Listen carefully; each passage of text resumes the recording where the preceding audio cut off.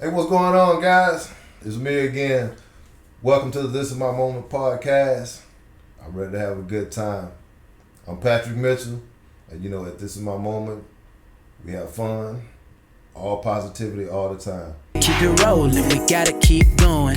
There ain't no stopping it, this is my moment. Join the movement, we bringing people together. Today, I have a guy with me that's been with me for about 4 years. Yeah. And, man, you talking about a support system and keeping people inside of your circle that are honest, good folks. This is one of my guys. Introduce yourself to the family. Hey, my name's Mark Southard. I'm a parent of one of Coach Mitchell's former players. So his name was Grayson. Also, my younger son Gavin. But like Patrick said, known each other about 4 years. I remember that day when you came in. We had that parent meeting. You came in and you had all us parents there, and you were kind of telling us how things were going to be. Yeah. And I remember that day, Janelle and I walked out, and we were like, "This is going to be different. It's going to be different than what we were used to." And man, it's been a great 4 years. So. Yeah, man. I'll tell you what, Mark. Man, I appreciate you and Janelle support. Their son, Grayson, man, he's about 5'11", maybe.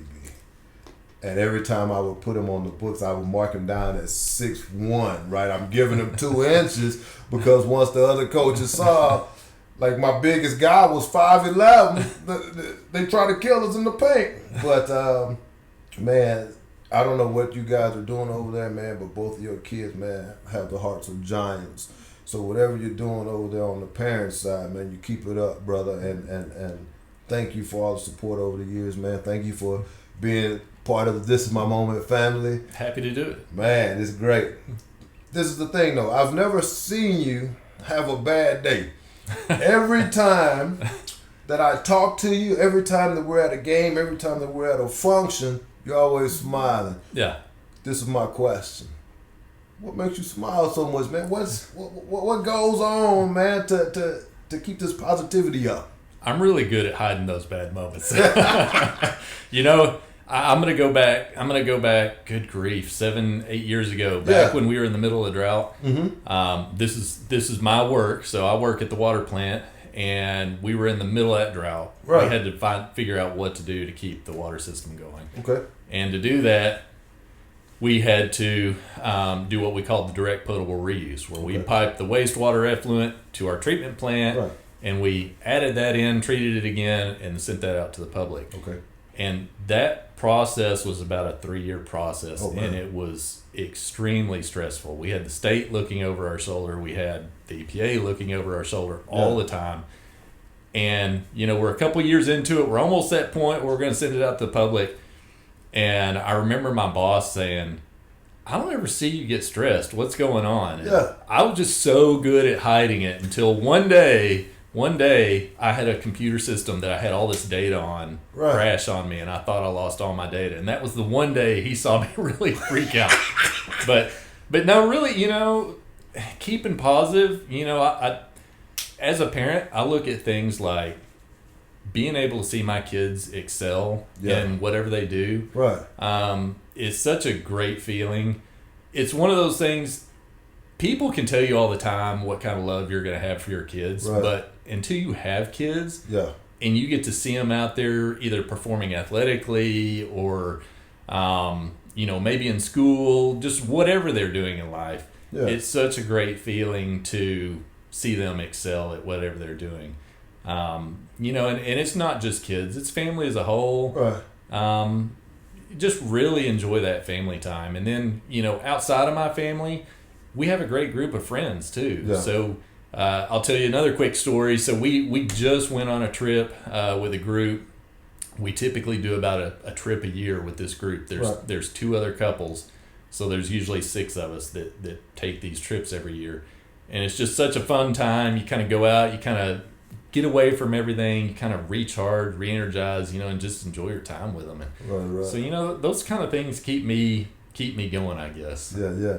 Don't lose it, man. And we talk about it, and you follow me on This Is My Moment, about taking the time to recharge and letting your hair down to just get away from those daily grind, you know what I mean, and to find yourself, man. So I think I think you hit it, man. So this is my next question. As a parent to 2 athletes, right? Full-time employee of the city, huge. Full-time husband to a wife. I know you love Janelle. Shout out. What's the biggest misconception when people see Mark Southard, right? What's the biggest misconception that you think people get when they see you?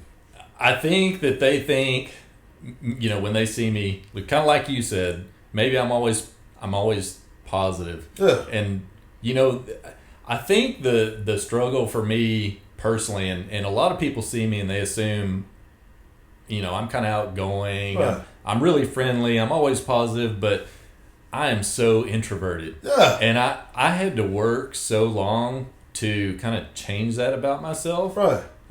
When I'm out and about, I can force myself to look a little more extroverted. I'm certainly not an extrovert like my brother or my dad is. Yeah. But I can force myself to do that. Right. In my personal life most of the time, and especially when I was a kid, I was so introverted. I hated going out in crowds. I hated being around others. Yeah. I just couldn't handle it. And so I think that's the biggest misconception that people probably have about me is that I'm always that way, and I'm really not. I work at it a lot to be that way. So right, and you talk about it, man. In life, it seems to me that you understand your weakness, and you grow and you strengthen that weakness to where people don't even know that it's a weakness. And I think that's what This Is My Moment is too, man. Just finding that who you are and building and growing that as a person to work on your whole person concept, man. It's crazy. It's crazy.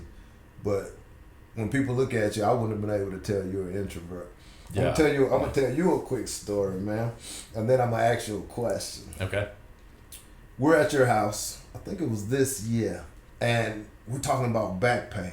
And you pull out the inverted table. Yep. So he pulls out this table, right? And you lay on it, you put your feet in, right? And you turn upside down and stretches your back. Mm-hmm. You are the only guy in the history of Patrick Mitchell to make me want to get a Father's Day gift that I really wanted. When I tell you guys, this cat showed me this table. Yeah. and I got on it, man, and I turned upside down. And I think we were on like 45 degrees, like, so it wasn't like full upside down, exactly. Right? And I got home that night, right? And I think I told you this, and I tell Heather, I said, hey, I know what I want for Father's Day, right? She's like, what? Like, I've never asked for a gift. Like, whatever the kids give me, whatever my wife gets me is what they get me. You know what I mean? Like, I'm not picky.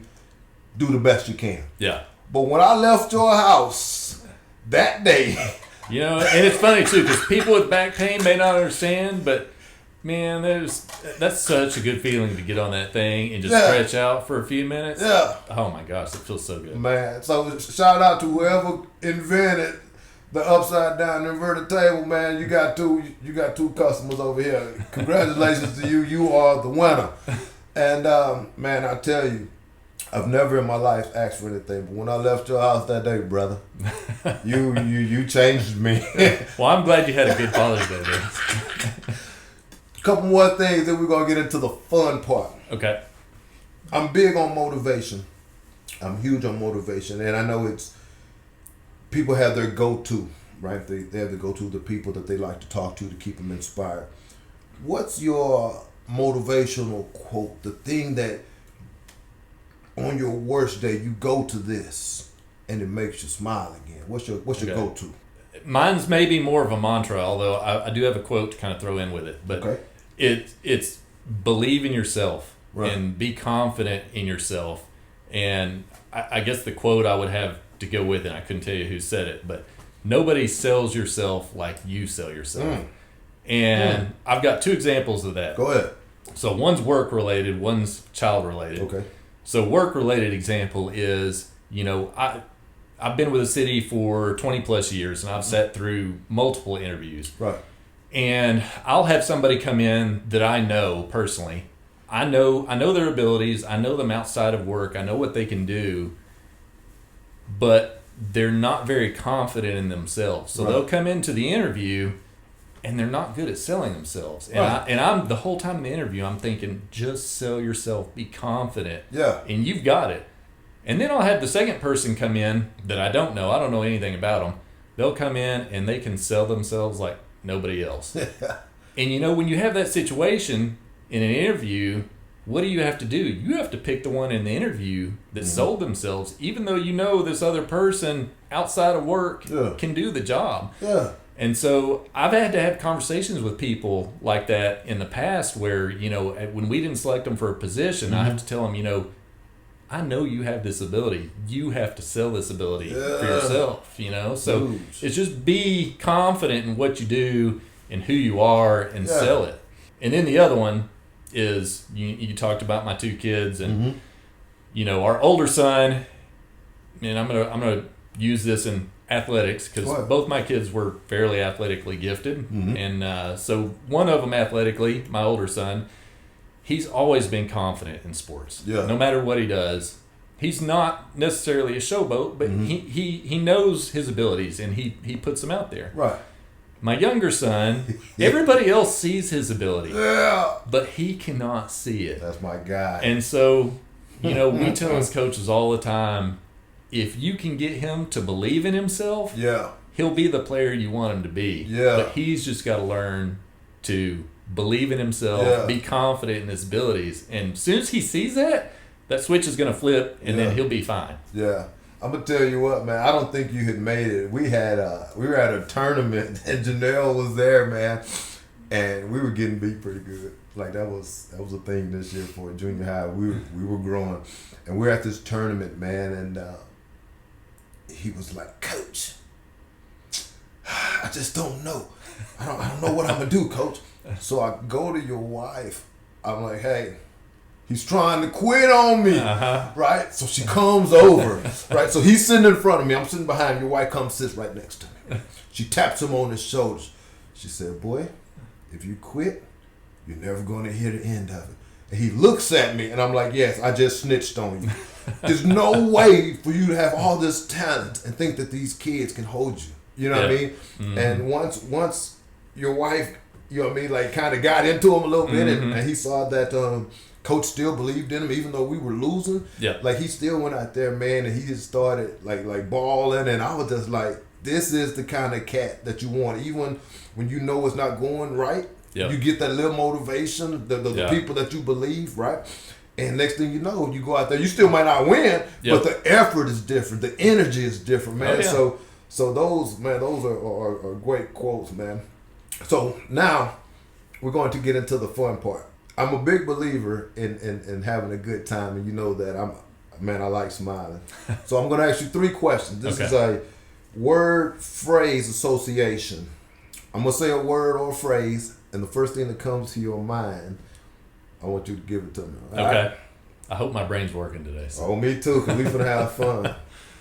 So when I first got there, right, Christ Academy, and we always had a car thing in common, right? And I had a challenge, and then my wife upgraded me to the sports car, right? Yep.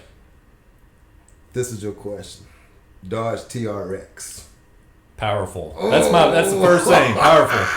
I mean, that's what sold me on it. Yeah. They did the real reveal on it. I'm like, I had been waiting for years to get a new truck. Yeah. I drove a Raptor before. I wanted something similar. Yeah. Nothing just stood out to me, and I didn't want to go to a car because I could have got a car, but nothing stood out, and it's like 10 years. I'm going, what am I going to get? Nothing was making me happy, and all of a sudden I see this reveal for the TRX, and I think, no kidding, I think I texted Janelle a screenshot of it. As soon as the reveal was over, I said, I found my truck. Yeah. She didn't even ask. She was like, okay. So more power to her, because she just said okay, and she just went with it. I was just shocked. So she the real MVP, huh? Yeah. Okay. I like that. And I laughed, man, when I first saw that thing and you came up to the school, man, and my car was nice, man, and it was small. And you pull up in this thing, man, and I hear it. I'm sitting there like, man, what? Do this. Dude. So I go over there, man, it's a Dodge, and I'm a Dodge guy, man, always have been, man. I'm looking at this thing, I'm like, he is the champ. First off, he got his wife to buy in on it. Congratulations, you win automatically. Second off, man, this thing is ginormous, and it's huge, and it's loud, and it's power, and it's leather, and it's buttons and bells and whistles, right? I'm like, man, this cat. Dang. Well, see, Janelle couldn't complain too much because I think she got 2 cars in the period that I'd been driving the same. So hey, but still, she just went with it. So I'll give her that. Okay. Second question: Christ Academy Junior High basketball, Christ Academy varsity basketball. Where you go? You know, because we just finished, I go high school basketball. Oh, but. Man, those junior high years are so much fun too because you get to see the kids really kind of come into their own, if you will. Because looking back at Grayson's high school years, we had some really good years, but it's kind of like steady play. You know, once they're in high school, for the most part, you kind of see steady play all 4 years. Right. But junior high, you really see the steps that kids make every year, and I think that's really fun to see from 6th grade to 7th grade and then 7th grade to 8th grade. And then, after 8th grade, when they go to high school, you see those steps every year that they take and how much progress they make. So it's really cool to see. Way to bail yourself out. All right. Last one. This is my moment. First thing come to your mind. This is my moment. Oh my gosh. Take it and run. That's my thought is, when you think of this is my moment, you got to grab onto it. You got to take that moment. You got to take it and run. And again, like I said before, know yourself, be confident in yourself, and sell yourself. And you may not have that many moments. Take that moment and do it. I mentioned earlier how introverted I was when I was younger. And quick story. Go ahead. So when I graduated college, it was right after 9/11. Right. Job market was terrible. Right. I graduated with a biology degree in Wichita Falls, Texas, and I'm going, what in the world am I going to do with biology in Wichita Falls? So I had basically 2 options. One was to teach, and again, I'm introverted. I'm not a teacher. That wasn't my thing. So I wasn't going to be a teacher. And 2 was some type of lab job, and I applied for one. It was with the USDA, and I waited months and months. I think it was like a 6-month process. Oh, man. And finally, I called the guy after 6 months because I hadn't heard anything. And he said, well, you made it to the last round of selection, but he said, you're the only one that doesn't have a doctorate. He said, so I hate to tell you, I can't pick you. Well, the city job just happened to come open at that moment. Right. And I thought, what the heck? I'm going to apply. It said it was shift work, but I'll do whatever at this point. Yeah. So I applied for it. When I was going to do the interview, my dad told me, he said, you're not going to get hired, because he knew one of the people that was going to interview me. He had, unfortunately for me, had been this person's ex-wife's attorney in a divorce. So he said, you're not going to get the job. He said, I'm sorry to tell you that. But you know what? I went in there and I was confident in myself. That's one thing I'm good at in that moment. I can turn it on and I can sell myself, and I think that makes the biggest difference professionally. And not even just so much professionally, but really in anything you do, you got to take that opportunity, and you really got to show yourself and grab onto it and just run with it. So that's it, man. We're done. All right. This is the thing. Thank you for everything that you've done for me personally. Thank you for everything that your family has done, man. Thank you for everything that you've done for Coach Mitchell outside of, Patrick. And the last thing that I want to say, when we were starting this thing, and I knew you and Janelle were going to be special to me as a person, I needed a scorekeeper. Right? I don't know if you remember this. I go into the stands, right? No one wants to do this. Yep. Everybody just wants to watch their kid, right?